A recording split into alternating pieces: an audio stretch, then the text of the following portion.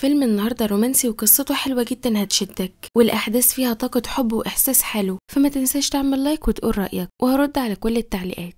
بيبدأ الفيلم بواحدة اسمها سولين وبيكون عمرها 39 سنة، وبتكون بتكلم صاحبتها وبتقول لها ان هي قررت تقضي الأجازة في مخيم علشان تغير جو. وبعدها سولين بتروح توصل بنتها ليزي واصحابها لبيت طليقها دانيال، لان المفروض ان دانيال هيروح مع بنته واصحابها لحفلة فرقة موسيقية مشهورة، والفرقة دي اسمها اوجست مون. وبيكون واضح من نظرات سولين ان هي لسه بتحب دانيال، وده لان كان في قصة حب كبيرة بينهم، لكن قصة حبهم دي انتهت بشكل مأساوي لما طليقها خانق مع السكرتيرة بتاعته اللي اسمها إيفا. وبيلاحظ دانيال ان طليقته متوترة ومش عاوزة تسلم عليه، فبيروح يسلم عليها هو وبيعرض عليها تيجي تعيش معاه هو ومراته إيفا، لكن سولين بترفض وبتمشي. ولما بتوصل للبيت بتبدأ تجهز حاجتها اللي هتاخدها للمخيم، لكنها بتتفاجئ بوصول دانيال عندها، وبيكون جايب معاه ليزي واصحابها. وبيعتذر لسولين ان هو مش هيقدر يوصلهم للحفلة لان حصل له شوية مشاكل في الشغل. وطبعا سولين بتضطر ان هي تكنسل رحلة المخيم وبتوصل بنتها واصحابها للحفلة، وبتضطر كمان ان هي تقضي اليوم معاهم في الحفلة علشان تفضل مراقباهم طول الوقت، لان هي عارفة ان بنتها واصحابها متهورين جدا. وبتروح سولين تقعد في قاعة بعيدة عن الدوشة اللي بره، وبتتعرف على واحدة من معجبات اوجست مون، والست دي بتسأل سولين عن اكتر شاب بتحبه في الفرقة، فبتقول لها ان هي ما تعرفش اي حاجة عن الفرقة دي اصلا، لكنها جاية مع بنتها علشان تاخد بالها منها. وبتسيبها سولين وبتروح تدور على الحمام، وبالغلط بتدخل كرفان شاب اسمه هايز، وده واحد من اعضاء الفرقة، لكنها ما بيكونش عندها اي فكرة ان هو مغني مشهور. فبيستغرب هايز ان هي مش عارفاه بالرغم من ان هو مشهور جدا، فبيعرفها على نفسه وبيقول لها ان هو المغني الرئيسي لفرقة اوجست مون. فسولين بتحرج وبتفضل تعتذر له كتير، لكن هايز بيقول لها ان مفيش داعي للاعتذار. وفي الوقت ده بتوصل الستايليست بتاعت هايز علشان تجهزه للحفلة، فبتستأذن سولين وبتمشي بسرعة. وقبل الحفلة بنشوف أعضاء الفرقة وهم متجمعين سوا وبيكونوا عاملين حفلة توقيع للمعجبين. ولما بيجي الدور على ليزي في حفلة التوقيع بتطلب من سولين ان هي تيجي معاها، فبتضطر سولين توافق، لكنها بتكون محرجة جدا ومش عارفة تقول كلمتين على بعض، وبالذات لما لاحظت ان هايز بيبص لها كتير. فسولين بتعرفه على بنتها ليزي علشان تفهمه ان هي مش صغيرة زي ما هو فاكر. فطبعا هايز بيتفاجئ لان سولين شكلها صغير عن سنها، وما كانش متوقع ان هي عندها بنت في سن المراهقة. وبالليل بتبدأ الحفلة وبنشوف ان في عدد كبير من الجمهور موجود، وده لان الفرقة دي تعتبر اشهر فرقة غنائية في امريكا كلها. وفي اخر الحفلة بيشكر هايز كل الحضور وبيقول لهم ان هو النهارده قابل اجمل ست في حياته، وبيهديها اغنية من تأليفه. وطبعا سولين بتفهم على طول ان هو يقصدها بالكلام ده، وده لان هو بيغني الاغنية وهو باصص في عينيها، لكنها ما بتحطش الموضوع في دماغها لان احتمالية ان يكون في علاقة بينهم شبه مستحيلة بالنسبة لها، وده لان هي في سن امه تقريبا. وفي اليوم اللي بعده بنشوف سولين وهي بتحتفل بعيد ميلادها ال40 مع اصحابها، وبيسألوها اصحابها عن شعورها بعد ما وصلت لسن ال40، فبتقول لهم ان هو شعور غريب، وخاصة ان هي خلفت بنتها لما كانت صغيرة جدا، وبتكون مش مصدقة ان السنين عدت بالسرعة دي، لكنها في نفس الوقت بتكون ممتنة جدا لكل الايام الحلوة اللي عاشتها. وفي حفلة عيد ميلادها بتتعرف سولين على 3 رجالة، لكن محدش فيهم بيكون مناسب للارتباط، لان اول واحد فيهم مستعجل جدا وبيكون عاوز يرتبط بيها من غير ما يتعرف عليها كويس، وتاني واحد بيكون ممل جدا بالنسبة لها، واخر واحد خاين وبتاع ستات. وفي اليوم اللي بعده بتوصل سولين لشغلها في معرض التحف واللوحات، وبتتفاجئ ان هايز موجود، فبتسأله بتعمل ايه هنا، فبيقول لها ان هو جاي يشتري شوية تحف لبيته الجديد، وبيطلب منها تساعده في اختيار ارقى التحف اللي في المعرض. فسولين بتاخده جولة في المعرض وبتقوله ان كل شغلهم بيتعمل على ايد فنانين تشكيليين، واحسن حاجة في شغلهم ان هو هاند ميد.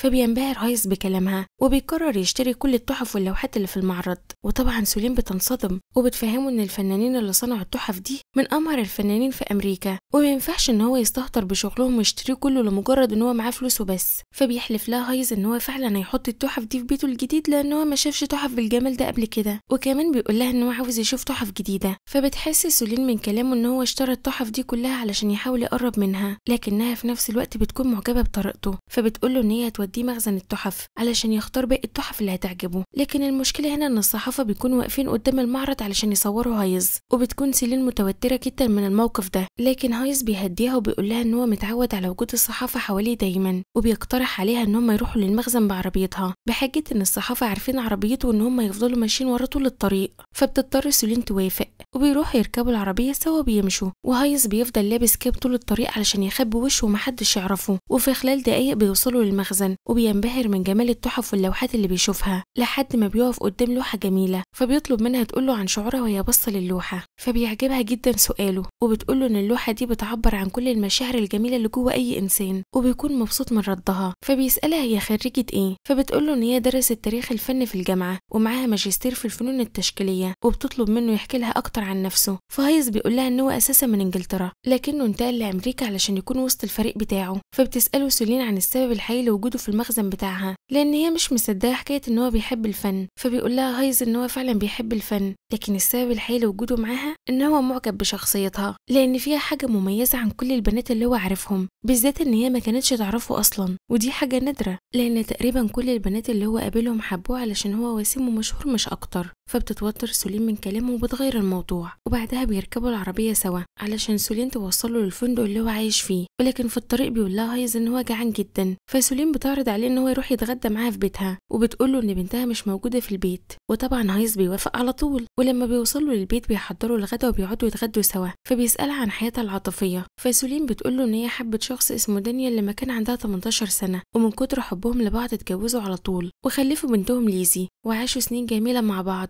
ولكن بعد فتره بدات تحس ان دانيال اتغير معاها ومبقاش يحبها زي زمان، بالرغم من ان حبها ليه ما قلش ابدا. فما حطتش الموضوع في دماغها وعاشت حياتها بشكل طبيعي. لكن من 3 سنين كانت بتتعشى مع جوزها واصحابه بره البيت، وبالصدفه كانت بتتكلم عن الخيانه الزوجيه، ولاحظت ان كل الناس سكتوا اول ما فتحت الموضوع. ولقت دانيال كان متوتر وخايف يبص في عينيها. فلما رجعوا البيت قالت له سولين ان هي عرفت كل حاجه علشان تشوف رد فعله. فاتفاجئت انه بيعتذر لها عن خيانته، وانه بيحب السكرتيره بتاعته اللي اسمها ايفا، وفي قصه حب بينهم، وان الموضوع كمان تطور بينهم. فطبعا سولين ما قدرتش تتحمل الصدمه وانفصلت عنه فورا. ولما هايز بيسمع الكلام ده بيزعل جدا، وبيقول لها ان مش كل الرجاله زي طلقها، وبيطلب منها تدي فرصه لنفسها وتحب من جديد لان هي ست جميله وطيبه. وفي الوقت ده تليفون سولين بيرن، فبتروح ترد. ولما بتخلص المكالمة بتلاقي هايز بيعزف على البيانو بتاعها، فبتقوله انه عزفه جميل جدا. وفجأة هما الاتنين بيقربوا من بعض، ولما سولين بتستوعب اللي هي عملته بتزقه بعيد عنها، وبتقوله انه اللي هما بيعملوا ده غلط لانه هو قد ابنها. لكن هايز بيكون شايف ان الحب ملوش سن معين، وسولين بتطلب منه يمشي لان هي محتاجة تقعد لوحدها شوية. فهايز بيسمع كلامها وبيمشي، وبعدها على طول بتوصل ليزي للبيت، وبتلاحظ ان امها متوترة فبتسألها عن اللي حصل. فبتتحجج سولين وبتقول لها ان الجو حر النهارده. وبعدها سولين بتوصل بنتها للمخيم اللي هتقضي فيه اجازة الصيف، وبتودعها وبترجع للبيت. وبالليل بتتفاجئ سولين لما بتلاقي رسالة جايه لها من هايز، وبيقول لها ان هو عاوز يشوفها تاني، وبيقول لها ان هو هيسافر نيويورك في الويك اند، وبيديها اسم الفندق اللي هو نازل فيه علشان تجيله على هناك. فبتتجاهل رسالته وبتقوم تتفرج على فيديوهات ليه وهو بيغني، وبيكون واضح ان هي كمان معجبة بيه جدا، وبتقرر انها تسافر له نيويورك. وفعلا بتوصل للفندق اللي هو قاعد فيه في ولاية نيويورك، وبتقول له ان هي عارفة ان هو كان قاصد ينسى الساعة علشان يشوفها تاني. فبيبتسم هايز وبيقربوا هما الاتنين من بعض. وتاني يوم بتصحى سولين من النوم وهي مبسوطة، وبتروح لهايز وبتقول له ان هي قضت احلى ليلة في عمرها امبارح. فبيقول لها ان هو كمان مبسوط اكتر منها، وبيطلب منها تحضر معاه الحفلات اللي هيعملها في دول اوروبا الفترة اللي جاية. فبتتوتر وبترفض بحجة ان هي عندها شغل، لكن هايز ما بيقتنعش بحجتها، وبيطلب منها تقول له عن السبب الحقيقي. فبتعترف له ان هي خايفة ان الناس يشوفوهم سوا. فهايز بيقول لها ان هو يقدمها للناس على اساس ان هي مديرة اعماله الجديدة، وبالنسبة لاصحابه في الفريق فبيطلب منها ما تخافش منهم لانهم استحالة يقولوا سره لحد. فبتقتنع سولين بكلامه وبتوافق، وبتعدي الايام وبنشوفها سافرت معاه دول اوروبيه كتيره، وبتكون سعيده جدا وهي شايفاه بيغني على المسرح. وفي يوم بيكونوا قاعدين سوا في باريس، والمشكله هنا ان في شخص بيصورهم وهم مش واخدين بالهم. وتاني يوم الفرقه كلها بتتجمع في بيت كبير، وكل واحد فيهم بيكون معاه حبيبته. وكمان هايز بيكون قال لهم ان هو مرتبط بسولين، لكنه طلب منهم ما يقولوش لحد السر ده. وسولين بتكون حاسه بالاحراج لان شباب الفرقه مرتبطين ببنات في بدايه العشرينات، لكنها علشان ما تبينش توترها بتروح تقعد مع حبيبها وسط الفرقه. ووقتها الفرقه بيطلبوا منها تحكي لهم ازاي اتعرفت على هايز، فبتحكي لهم كل حاجه حصلت بالتفصيل. فبيفضل واحد من الفرقه يتريق على هايز لان هو مرتبط بواحده في سن امه، فبتتضايق جدا من كلامه وبتروح تقعد لوحدها في الاوضه.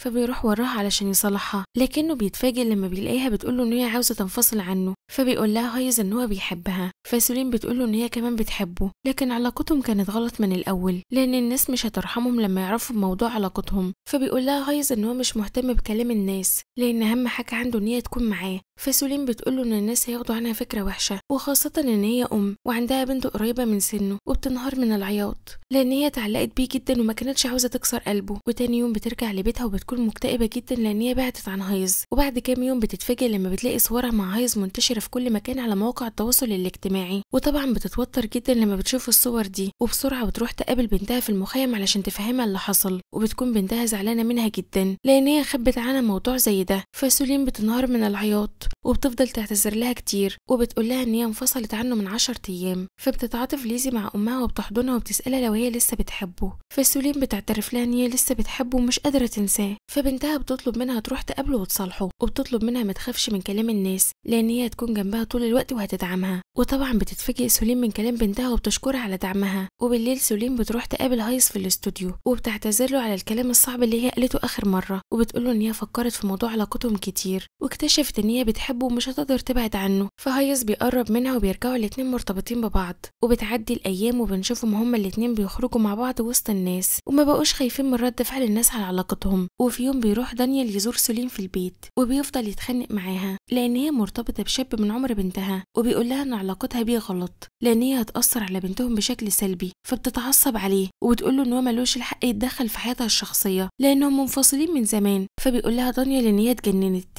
وبيسيبها وبيمشي. وفي يوم بتروح سولين تجيب بنتها من المدرسة وبتلاحظ ان هي متضايقة جدا، فبتسألها ايه اللي حصل. فبنتها بتقول لها ان اصحابها والمدرسين بيتنمروا عليهم وبيقولوا عنها كلام وحش بسبب علاقتها بهايز. فبتسألها سولين بيقولوا ايه. فبتقول لها ان الناس شايفين ان هي بتستغل شاب غني ومشهور علشان فلوسه، وفي ناس تانية شايفينها ان هي بتعيش مراهقة متأخرة. وبتقول لها ليزي ان هي مش هتقدر تستحمل تعيش معاها اكتر من كده لان اعصابها تعبت من كلام الناس، وبتطلب منها توصلها لبيت ابوها. فسولين بتتأثر جدا من كلامها لكنها بتوصلها لبيت ابوها علشان تروح تهدي اعصابها شويه. وبعدها بترجع للبيت وبتشوف كومنتات الناس على صورها مع هايز، وبتنصدم من وقاحه الكومنتات لان الناس بيتهموها ان هي ست شمال ومش كويسه وان هي بتستغل الشباب اللي في سن ولادها علشان تحقق رغباتها الشخصيه. وبالليل سولين بتروح تقابل هايز بره البيت وبتقول له ان هي مش هتقدر تكمل معاه لان بنتها اتأذت كتير بسبب علاقتهم. فهايز بيقول لها ان هو مستعد يستقيل من شغله علشان يبعد عن الاضواء ويكونوا مرتاحين في علاقتهم، لكنها بترفض ان هي تخليه يتخلى عن حلمه علشان علاقتهم، وبتطلب منه ينفصلوا بهدوء وما يصعبش الموضوع عليها اكتر من كده. فبيضطر هايز يوافق وبيسيبها وبيمشي. وبتعدي شهور كتير وبنشوف ان سولين لسه ما قدرتش تتخطى حبها لهايز، وكل يوم بتعيط علشان انفصلت عنه، لكنها بتكون مرتاحه لان الناس ما بقوش يتكلموا عنها ونسوا موضوع ارتباطها بيه. وفي يوم بتوصل سولين لشغلها وبتروح تقعد على مكتبها وفجأة بتسمع صوت حد غريب بره، فبتروح تشوف في ايه وبتتفاجئ بوجود هايز قدامها. وطبعا سولين بتفرح جدا لما بتشوفه، ولكنها بتكون مقتنعة ان اي علاقة لازم يكون ليها ضوابط، مش اي اتنين يرتبطوا ببعض وخلاص. وبيخلص الفيلم على كده.